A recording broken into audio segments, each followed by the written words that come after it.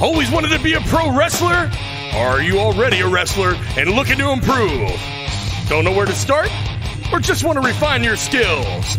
Well, don't wait. Only you keep you from being better.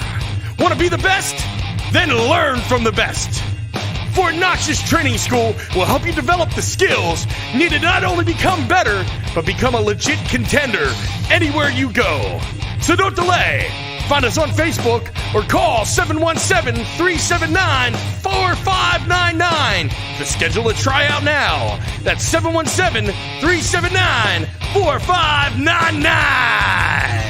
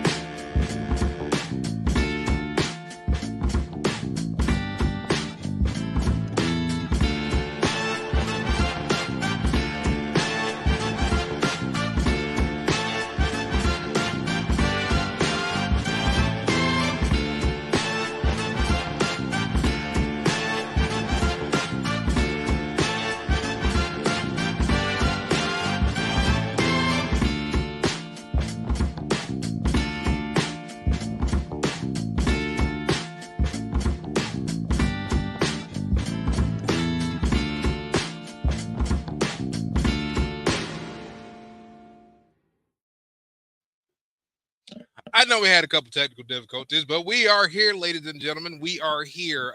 As you see, I am the captain now, and he chose the beef. I chose. I did choose the beef. Apparently, I did choose the beef. So you chose the beef. It's okay. You chose the beef. What is up, everybody? This is Three Beards of Wrestling. It is 7 p.m. Eastern. We got a fantastic show lined up for you. So, Brian, what's going on with you, bud? Oh, nothing. I chose the beef. I mean, that's what I obviously, had for dinner. Yes. I know. So, a lot of good stuff, a lot of fun stuff. It's been a wild week. I've been excited for this week. I'm excited for our guests. I'm excited for these shows coming up.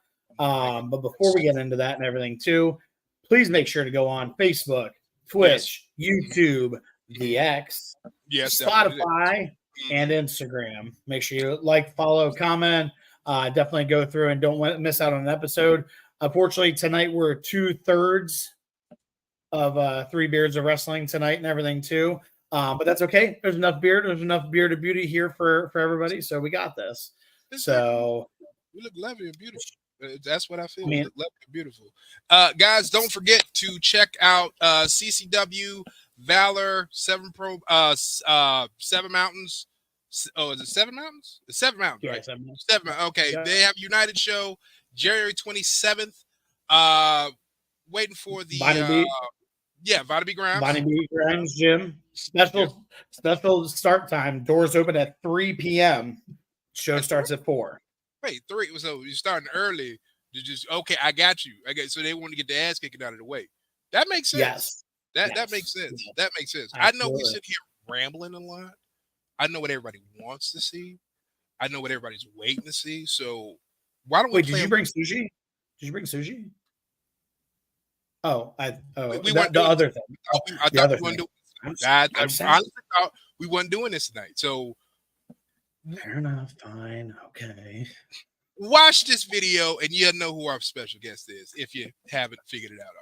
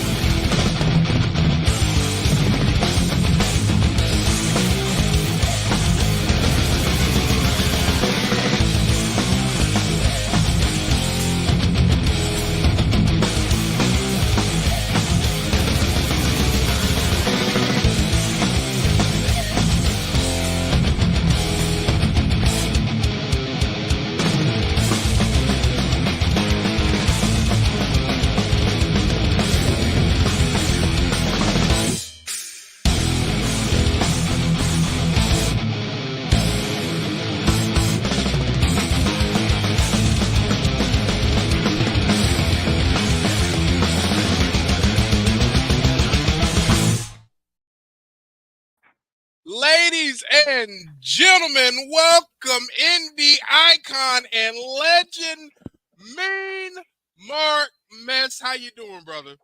Thank you, guys. Thank you very much for having me. Appreciate that video. That was pretty awesome. Thank you so much. Yeah, shout out to Shane for getting that set up and done. It is our absolute privilege to have you on here, sir. You were like wrestling Mount Rushmore. Like I said it so many times, but I'm just letting you know you are wrestling Mount Rushmore. I mean, people probably gonna be like, he's kissing his ass. Well, you damn right I'm kissing this man. I get so much knowledge from this guy and did this man's ear off. I'm surprised he can still stand me. So yeah, I'm gonna shut up now. Go ahead. It's not even going through and like kissing his ass. It's giving respect and that privilege and that honor for somebody who's paved the way for so many of us, and that too. So I think anytime I've ever seen Mark at a show, I've stopped only because he's like, hey, take my chair in, rookie, and bring my chair inside, but he definitely wanted to sit down and talk to, and just, oh man, heart of gold, and we'll tell it to you straight. I'll say that. So, and honestly, that's the way it's got to be. I mean, like, that's the way it was taught to me. Like, I can tell you how great you are, but if you're not great, somebody eventually is going to tell you suck, and then you're going to find out that I lied to you. So, I mean, I would rather tell you, hey, you got to work on this. You need to do that. I'm not going to sit there and just, go, if you do something really bad, I'm not going to sit there and just, break you down. I want to break down the things that you did wrong to help build you where you need to go or where you want to be. That's what wrestling's about. You can tear people down all you want, but at the end, it's how you bring them back up, because honestly, that's the way it was taught with me. I was, guys helped me out left and right. So many guys, like I can't name them all. So now I'm just returning the favor because I want to see people succeed. I want to see the younger guys go somewhere, but I can't have them go somewhere if I just tell them they suck and I don't tell them why, or they need to work on this or need to work on that. It's important that they understand what they need to do to get better, and not just sit there and spin their wheels, because that doesn't help anybody anyway. Right. I remember going up to Mark and like, hey, can you watch my match? He's like, sure, no problem. And then after the match, I walk over and he's sitting back. He's got the pose, yeah. And I walk over. I said, hey, how was it? He goes, who called it? And I was like, it depends on what their next question's going to be, because. But he's like, well, I didn't remember anything that I hated. Well, I was very honest with you, and was like, but again, to your point though, too, not the breaking it down, the asking like, well, what was your thought process in that progression of the match? What was your thought process? Like, where's this going? To Mark, he might have been at that show for the first time in a little while, and that too, because he was doing other shows. So like, we had to tell that story to him, and if he couldn't follow along with the story, being there for the first time, then that's the story that we told to the rest of everybody else. Absolutely. So that's what I always took away from it, is is always the, did it make sense? Hayne hit on it really well too when he said, without Mark, there wouldn't be a lot of us here. Absolutely. It's true. From just paving the way for us to have not only just the knowledge that we have a place to train. Hell, have a place during COVID where we could go through and call home and do tapings, in the dungeon. Oh my God, yes. I mean, one of my favorite matches with this guy was at the dungeon, and that too. So it was a lot of fun. It was a privilege. I can't thank you enough on behalf of myself. I know I speak for Adrian. I speak for all the guys that have shared the locker room with you. I can't thank you enough. And I learned something new from you every time. And that's what I was loved. That's the thing. Like I was always amazed by. There was always something new to take away from. There was always something new that you would add. Like it's like a recipe, and you're always adding ingredients, and you add the wrong thing, it can taste like shit. but if you just add the right, Exactly. it tastes amazing. And I remember you telling me that one day when you came up to the school, up to the fort when we were in the middle of training, and I was like, you saw me, and I was looking how frustrated. You pulled me aside. You was like, "What's wrong?" I was like, I feel like you told me that analogy, and I was like, okay, all right, well, I'll take that. And I think my favorite. I still talk about this moment to this day. I was wrestling at a show. You were in Gorilla. It was a spot. It was me. It was Myers, and it was me and Warwolf Creed in the ring. I turned around and I gave one of my clotheslines, and I could hear people popping in the back. And one of the things I heard you say was, "God, I love Shango," and I was like, "Mark said that. Mark said that. Yeah.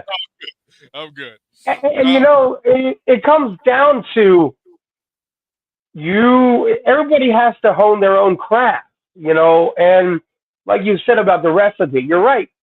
If you don't put enough in or not enough in or the wrong thing in, it's not going to work right. It's not going to taste right. It's not going to, work the way you want it to. Yes, you can add and change things.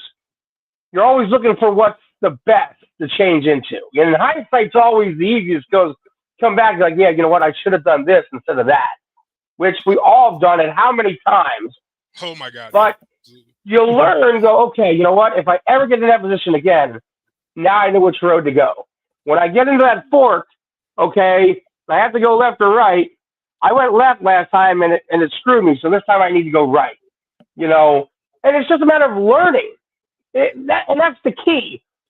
People need to learn. You got to want to learn. I can tell you as much information as I have.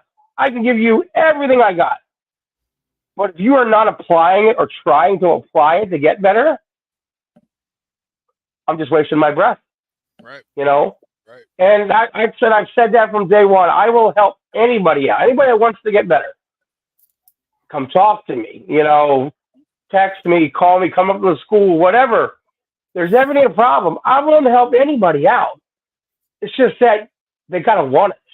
And it seems like a lot of the kids today, they've got that chip on their shoulder. They've got an attitude like, well, I don't really have to train. I'm wrestling every weekend. Kind of like the same thing. Like I really don't have to. That's funny. Football just ended and they're practicing and they're going to the playoffs. If you are in the playoffs, they're still practicing during the week for their games. Wrestling's no different. You still have to practice. Right. A lot of guys don't want to because they figure they don't have to do that.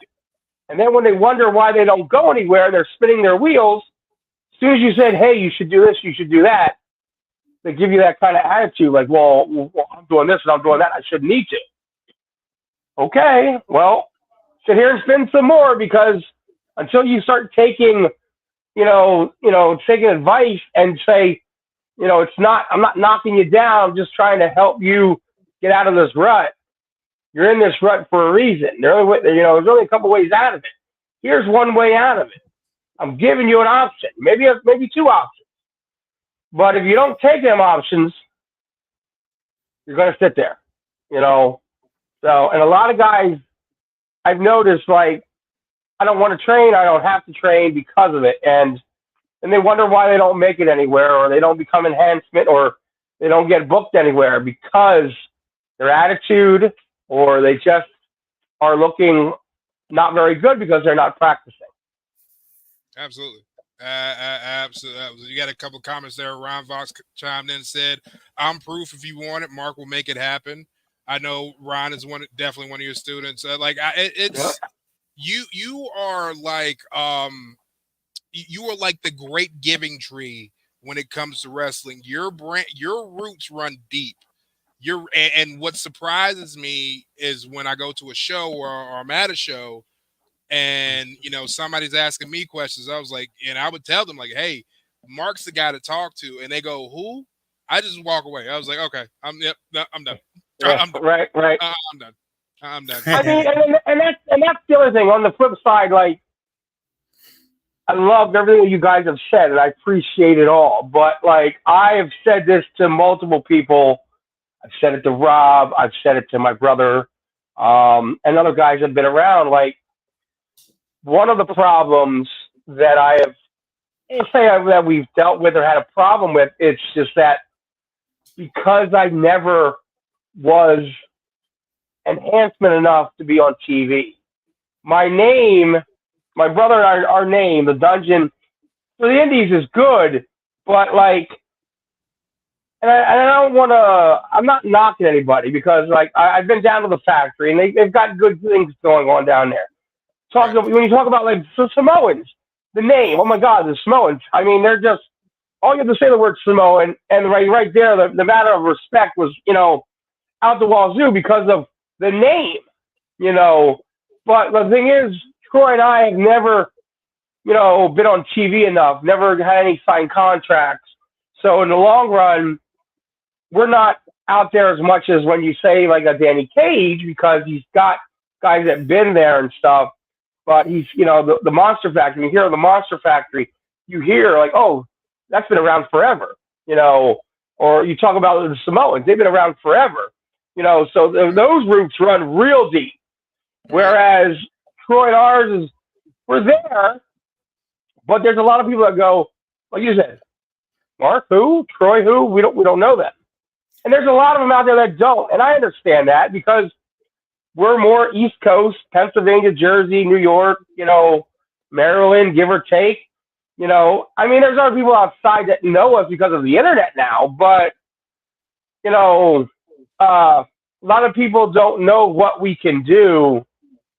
And for example, I will give you, Izzy and Matt Quay went down to a seminar down at OVW for Al Snow, like maybe a year and a half ago. Troy went with them and everything, and that whole seminar, you talk to Quay, you talk to Izzy, and they're like, everything that he said, you guys have said. I go, yeah. I said, you know the difference? He's more well-known than we are. That's why. Mm-hmm. So people are going to float to him because he's been around 40 years. He's been to ECW, WWE, all these other places, or in Japan, Mexico. So he's got that, you look at his portfolio and going like, man, this guy's been everywhere. Right. Whereas, Troy and I haven't. So, yes, we teach the same things. We talk, on the same level, it's the same thing. It's just that we're not as well known as what somebody like an Al Snow is, because he's been there and we haven't. Right. So there's going to be people out there that don't know who we are, and I understand it. I get it. It's not a knock or anything because, it's just one of them things, and I get it. So. I think I take a lot of, me personally, I take a lot of pride in that when you talk to the guys who I guess have gone further and been on TV and, have the quote unquote accolades and stuff. And it's right. The same thing that you've told me, that Rob told me. They're preaching the same thing. It kind of it made me feel for sure that I knew I was in the right place, because right. If the TV guy is saying the same thing that my trainer is saying, then, I know I'm on the right path. Like when COVID hit and everything, and like everybody was shutting down, when I talked to Carino and NXT, I told him, I said, hey, I'm doing, this, and this. He goes, yeah, we're doing the exact same thing. I was like, really? I'm like, yeah. So, we were working on promos.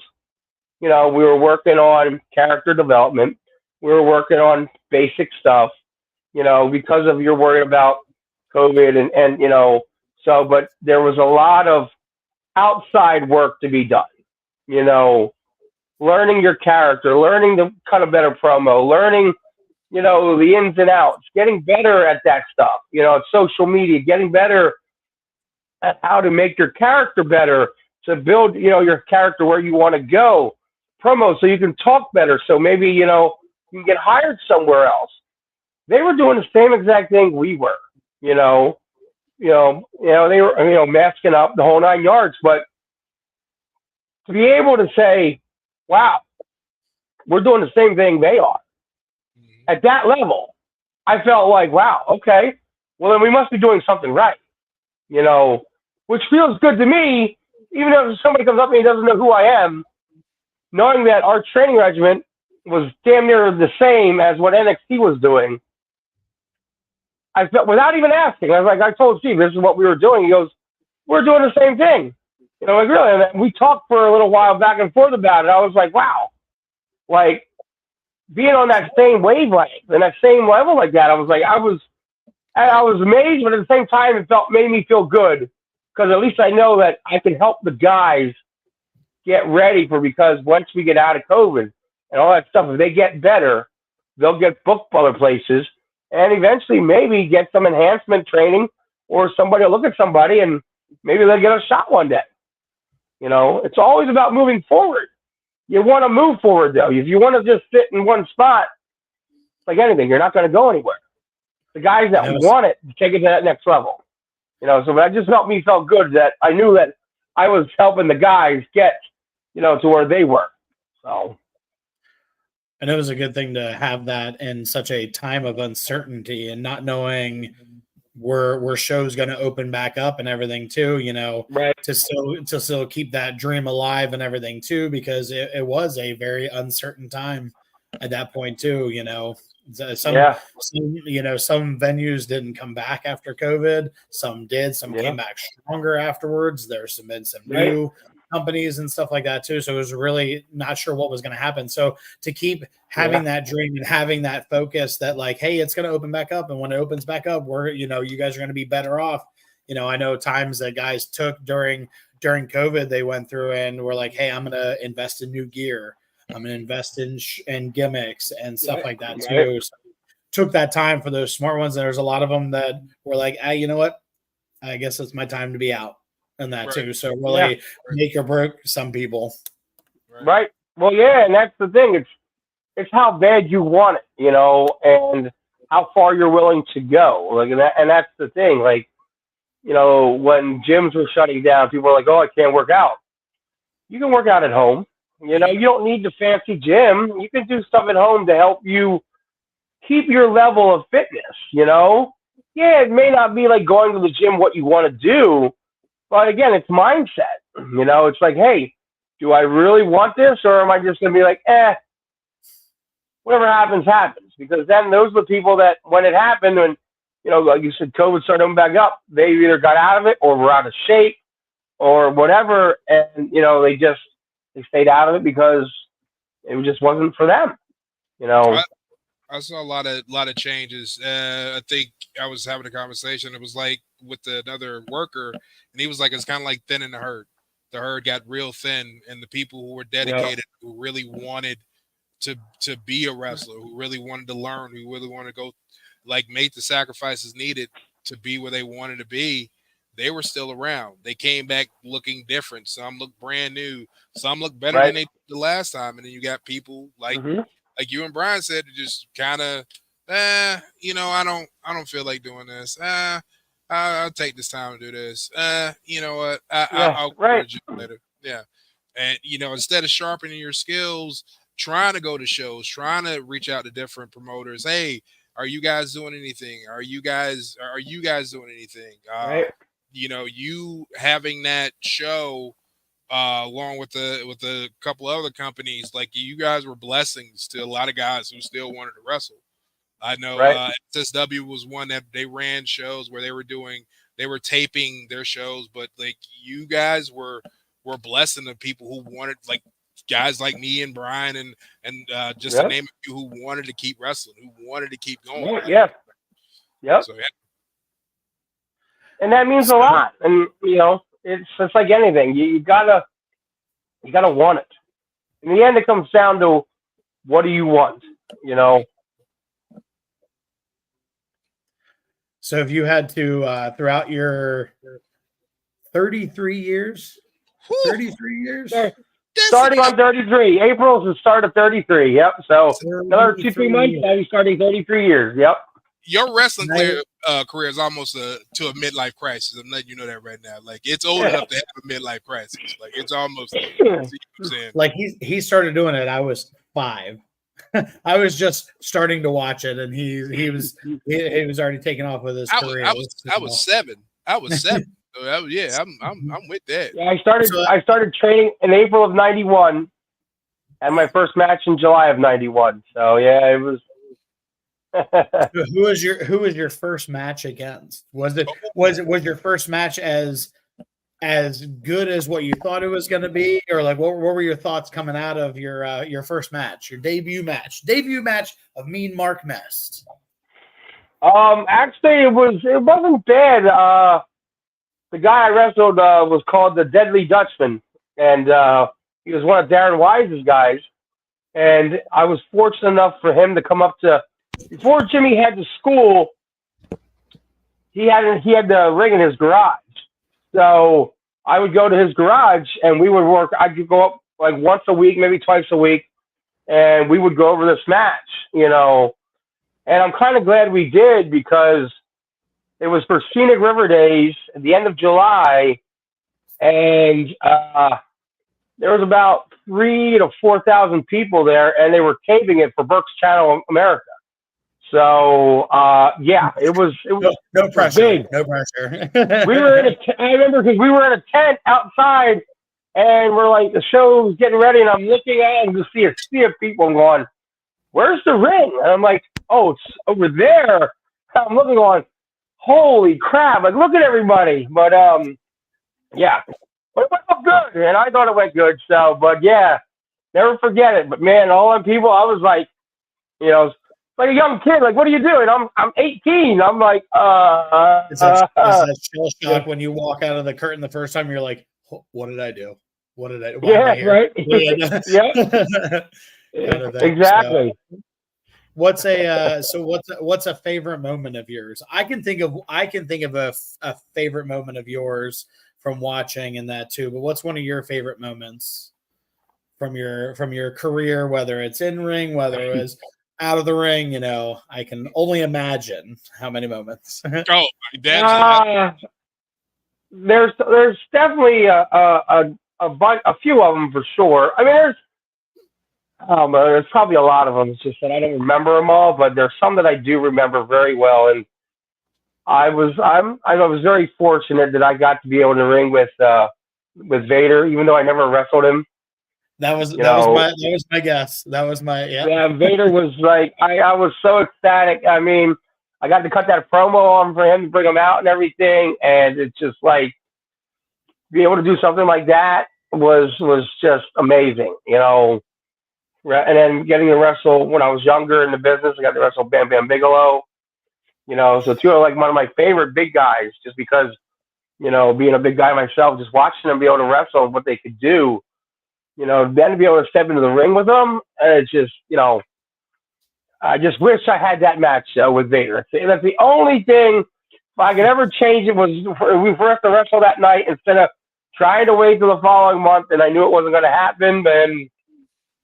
But those were definitely my top 5 faves, and then like there's others too. Like when I got you know, when I got in the ring with like the New Age Outlaws, like all the like the major names I worked, I was very blessed. But then on the flip side, there's a lot of moments backstage watching my kids in the ring and just putting on great matches, you know. And one of the matches that I'm going to talk about now would be that one of the last ones in the Hamburg Fieldhouse with AXW. That cage match, you know, and, you know, with Matt Quay, Ian Bush, you know, and they're at the end and how they finished that story, and just like it made it such a proud moment to see that the Fieldhouse ended with the Dungeon Boys kind of like at the end there standing tall, you know. It felt really, really good because, you know, nobody can take that away from me, can take that away from them. You know, they worked their asses off to do what that, you know, to be there.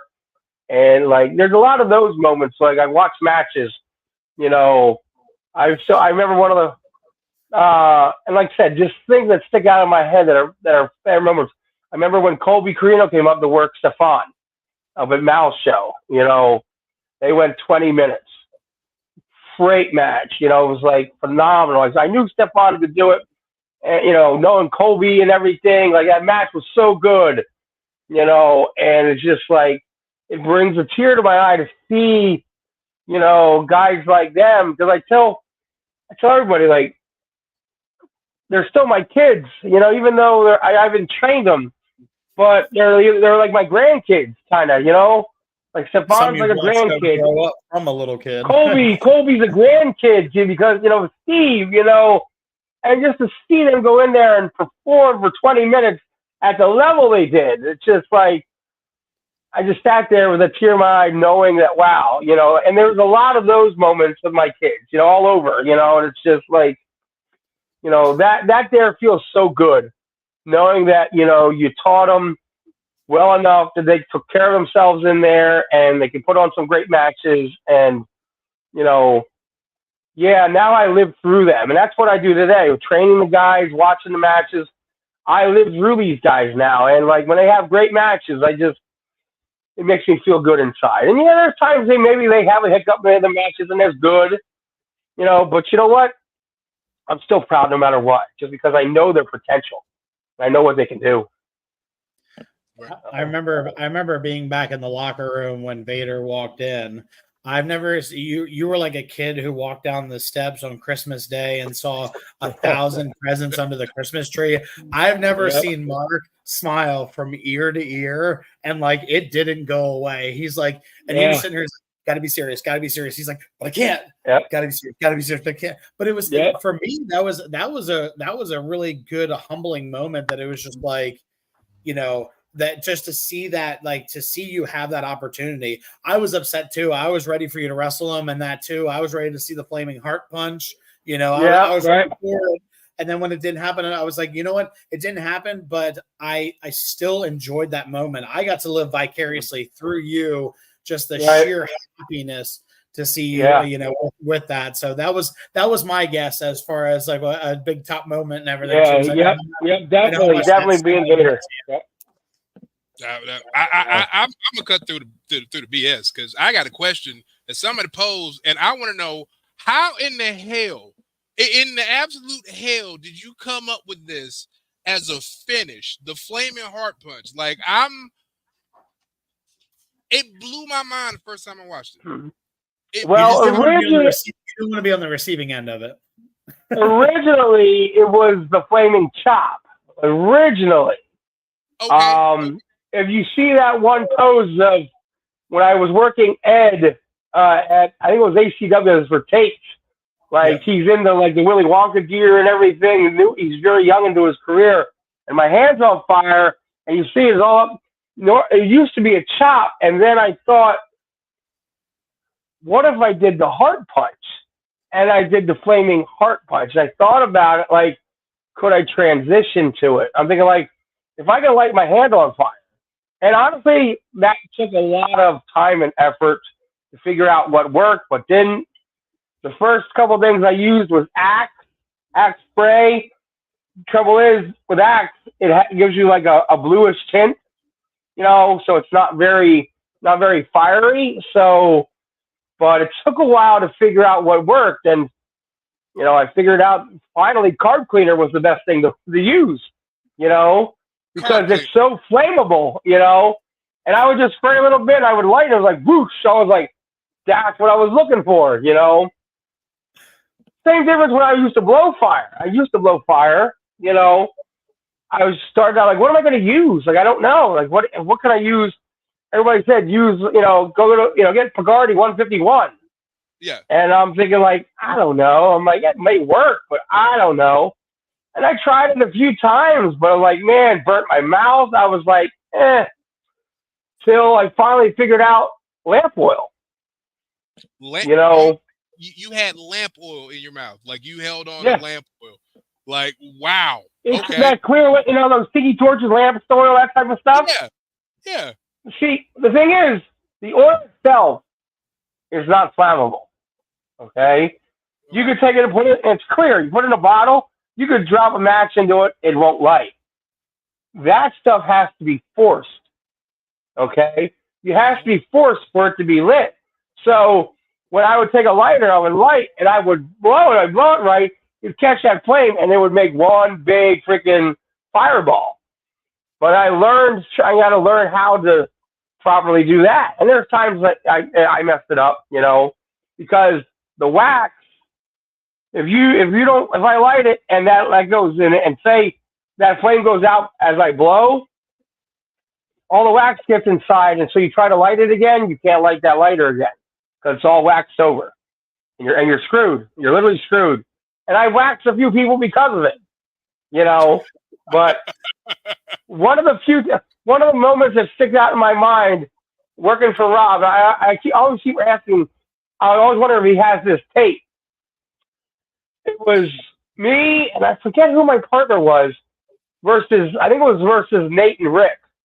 And Brock was outside. He was managing. I don't remember who my partner was, but anyway, I was gonna light my hand on fire and blow the fire off my hand because the last time I was there, it didn't work. It just, the lighter, I screwed up. I waxed the guy. I was pissed off about it. It was terrible.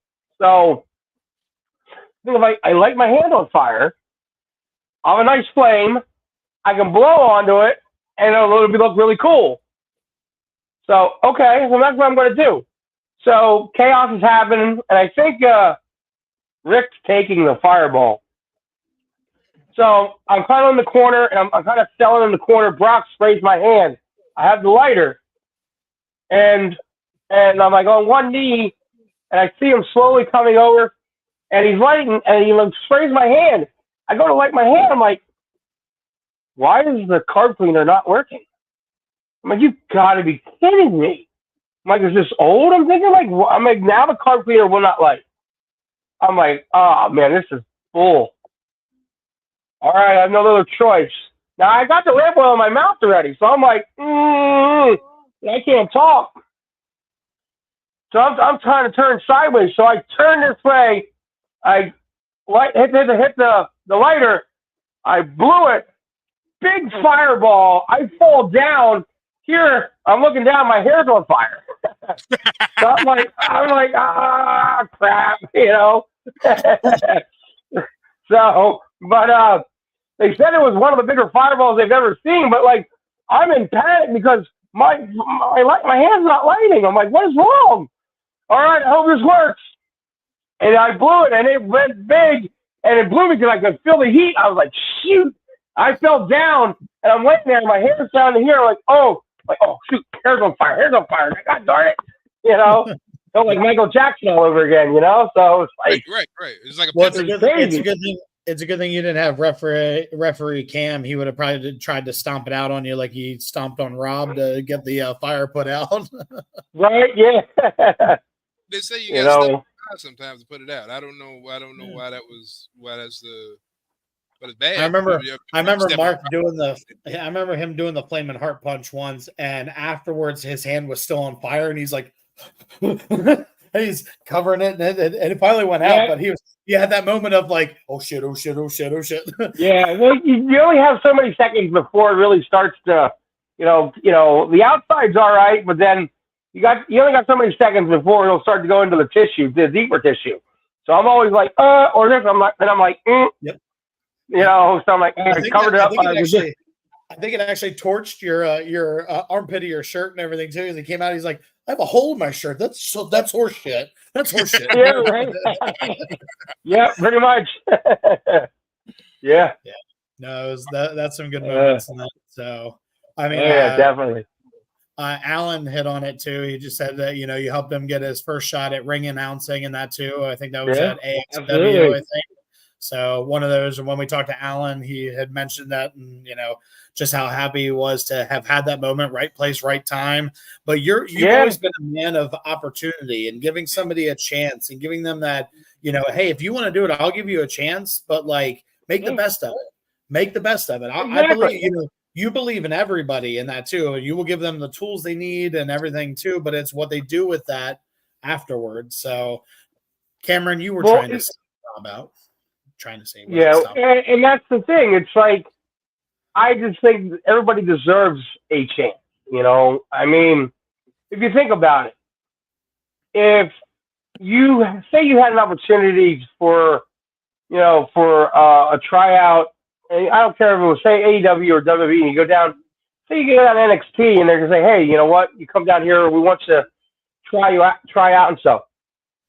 If they have the intention, like this kid, you know what, this kid's gonna suck, or we're just, we're not gonna give him a chance. They may be making the biggest mistake of their life.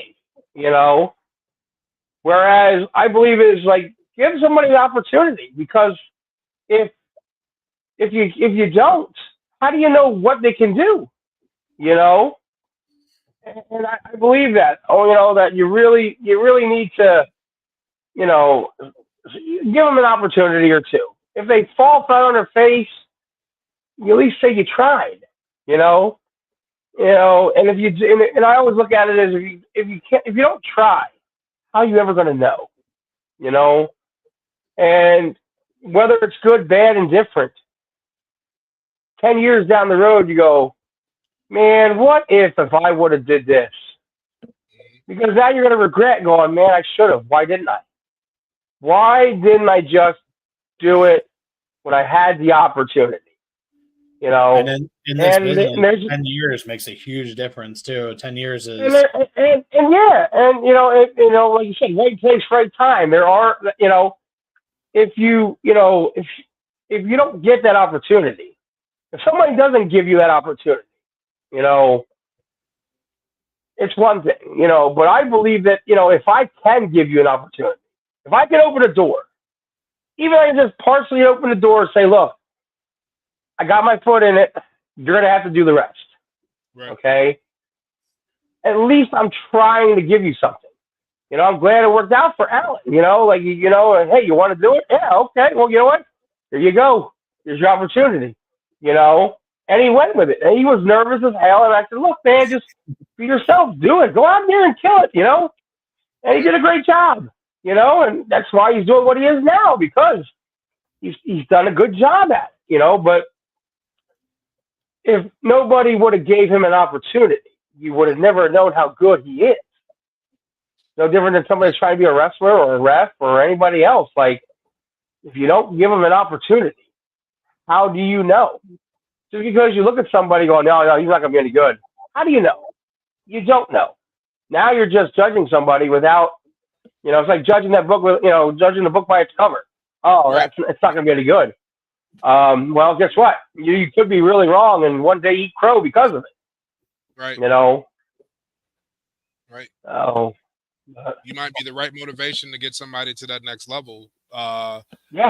Like you said, some people are just waiting on opportunities a lot of times. Like I know, for me personally, whenever I got an opportunity to, I don't want to necessarily say shine, but when I got an opportunity to kind of like, to me, whenever I felt like I had a good match, it was more so for the person that pushed me along, more so for the person who trained me, because like I'm a representation of them. I'm a representation of the people who helped get me there, help train me. So if I put on a good match and I get people like out their seat and the crowd's going hype, yeah, it feels good, but I wouldn't be there hadn't I got the chance to develop that skill and to really get an opportunity to push and be what I was.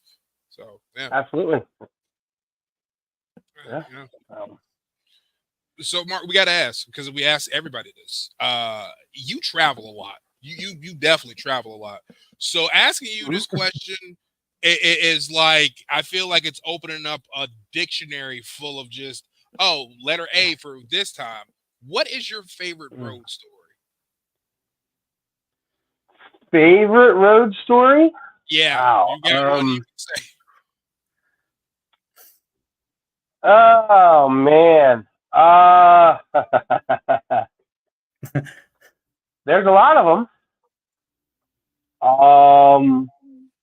What? I know that two stick out in my mind, and like the one that sticks out is we went down to that Heroes of Wrestling pay-per-view down in Biloxi, Mississippi. Okay. It was Jason Havoc, myself, and my brother. And that time we had our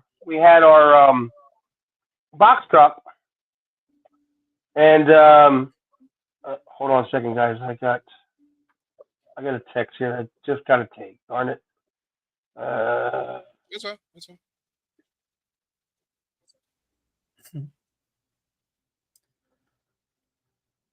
All right, sorry.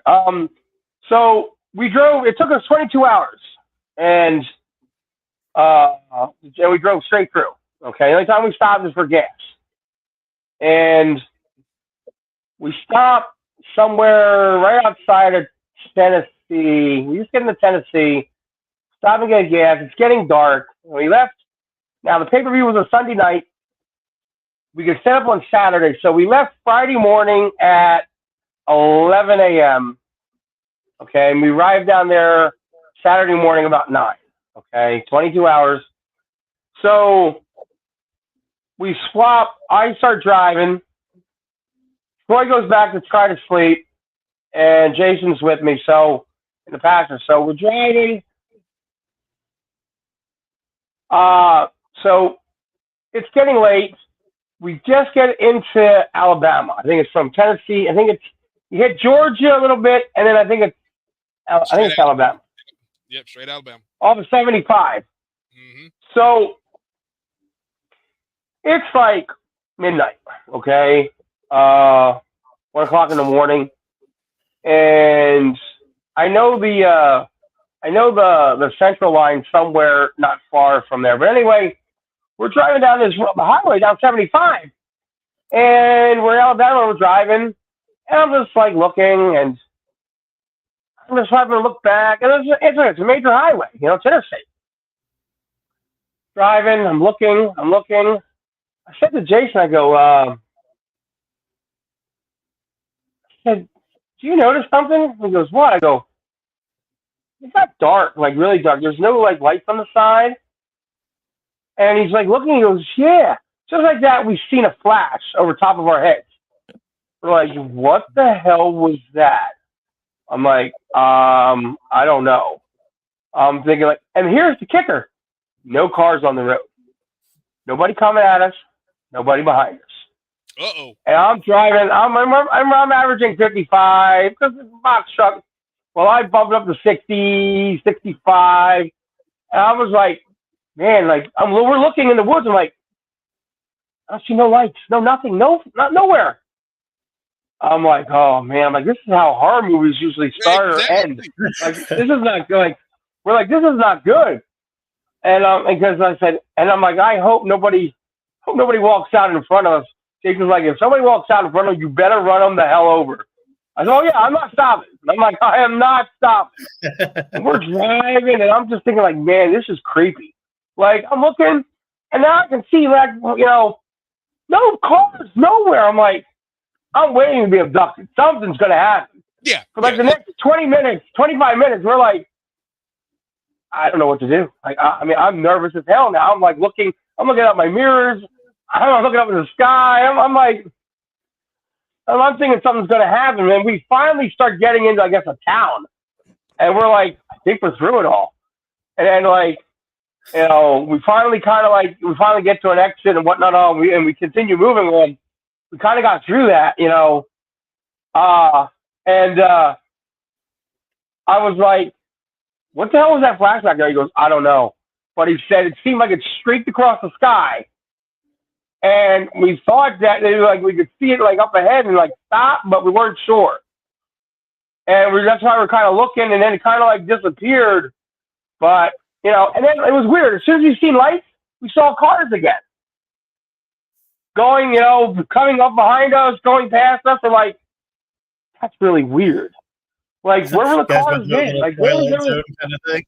Hell Yeah, it's kind of like the Twilight Zone. Like, I was like,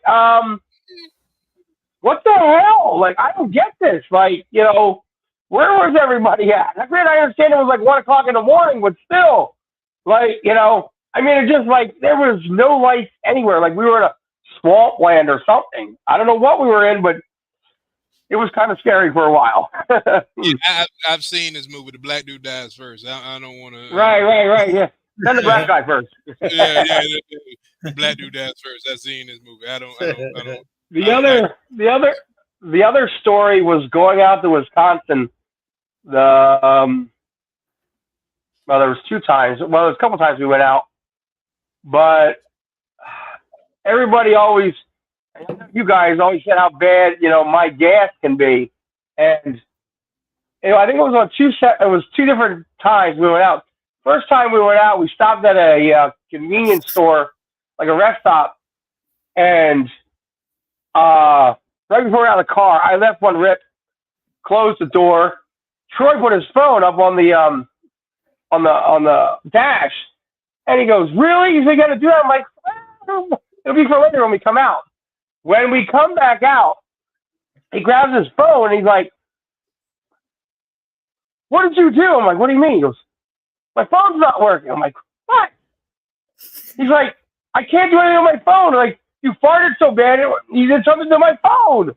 I'm like, yeah, I'm looking at it. I'm like, I can't do anything here. He has to pull, and back then we had to pull the battery out.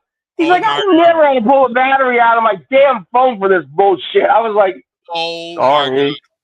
I'm like, sorry. When Mark talks about his gas, okay, sharing a locker room at ACW with him, there was this big, long, ugly brown couch. It was Mark Mest's couch. Why? Because, well, he farted in it, and you would still smell it like a month later at the next show. Yeah. We would purposely have somebody, like, it'd be like somebody who's new to the building and that too, and they'd be like, yeah, you know, who do I check in with? We're like, oh, sit next to Mark real quick, and Mark would be like, oh yeah, sit next to me, and he would just rip ass, and the dude would be like, what the? What? And you would just see the dudes from the other side of the locker room. They're like, gotcha. One of the other trips used to be white. Right? One of the trips that we went out to Wisconsin with, it was me, Troy, and Reaper. And it was one of those like pull off, you know, rest stops. And it was 11 o'clock, 11:30 at night. So we went inside, and, you know, I'm like, I had to go to the bathroom. I went into the stall. You know, nobody was in there. You know, it's no big deal. And I'm in there doing my business. Nobody's in there. I go to get the toilet paper and everything, and I grab it. I go to pull. Doesn't the whole thing come off the wall? Like I ripped it off. I didn't mean to rip it off the wall. The thing is, I'm holding the toilet paper, and the whole thing's like it goes past to my other stall. I'm holding it outside. I'm going, like, what am I gonna do? I'm like, so I slowly pull the toilet paper, get what I need. I'm like, this is not good. I finish, wash my hands. I come walking out. As I'm walking out, the janitor is coming in. I was like, shit. Okay. Troy's standing there. I go, come on, let's go. We got to go. What? I'm like, now I'm power walking out. I'm like, we got to go now. Like, what? Dennis is in the gift shop. Like, I was thinking about Troy's like, we got to go. I was like, Troy's like, let's go. And he's like, yeah. He's like, what do you mean? Like, get the goddamn car, or you're just staying here. Like, what? I'm like, just get in the car. Mark said to go. We're going. We pull away. Like, let's fly. I ripped the toilet dispenser thing off the damn wall. They're like, look at me. I go, yeah. I said, the janitor came in. I said, there was nobody else in there. He's gonna blame me because I did it. I just, you know, I'm like, I am not getting charged for that. You know? I said, that's why I got out of there. I didn't want to, you know? I'm like, I kicked it into the one stall. You know he's gonna see it because there's toilet paper hanging there yet. You know? I said, I'm getting the hell out of Dodge before I say I have to pay for this damn thing. They're like, and they were laughing. And that's why they were just laughing their ass off. I was like, that's why I said we gotta go. So, well, it's time to go. Like, just wrap this up. You know what I'm saying? We got to go. Like, don't ask questions. Get your hands to the car. Let's go. Peace out. Exactly. Yep. Somebody's why- getting And that's why he's not allowed to go back to Kentucky. I mean, it wouldn't That change. happened in Indy, so I got to be careful. Oh, snap. Wait a minute. They banned you Kentucky from Indy? That is insane. It might have. I don't know. Woo, love this. Well, we got about 4 minutes, Mark. Yeah. Would you like to plug anything or talk about any upcoming events? Well, I mean, event-wise, not doing many. I mean, like doing a couple rentals. I'm in Tamaqua on the 20th for EHW, I think it is. David Blaze's uncle's running shows up in Tamaqua on January 20th. Mahwal's running back in Jersey on February 3rd. AAW's running in March back in Jersey, but this time of year I'm not real busy. So, but hey, you guys anybody that wants to come up to the school to work out, give me a shout. We got a Facebook page. Look up facebook.com Dungeon Strong. Look me up. Triple M007 on Facebook, Instagram. I got a Twitter. So I don't see you do stuff on TikTok lately. I've been looking for those TikTok videos. They usually I know. I'm seeing them. What happened? Being sick, I haven't done many. I need to get back on that. So Yeah, my voice gets a little better.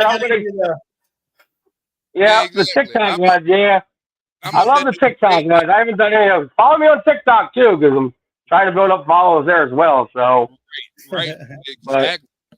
Other than that, like I said, I'm willing to help anybody out. Just gotta get in touch with me. That's all. It comes down to it.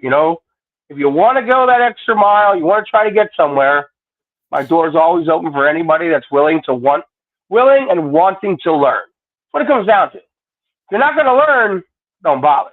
But if you're trying to get somewhere, or you think you need some knowledge, you're not sure of something, you have questions, hey, my door's always open.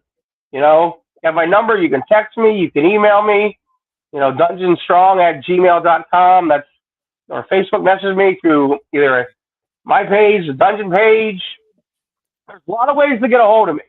So you can't say that you don't know how to get a hold of me. Exactly.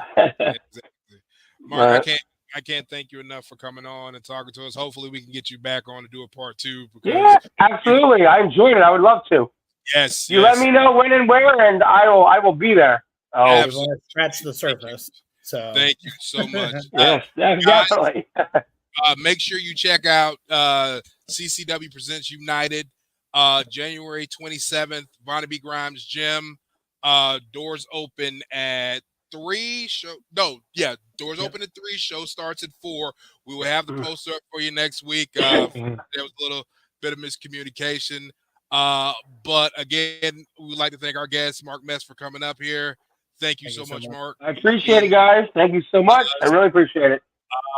So I guess we'll see you guys next time, right? See you next week. Again, that's good. Thank you. You guys have a good one. My pleasure, guys.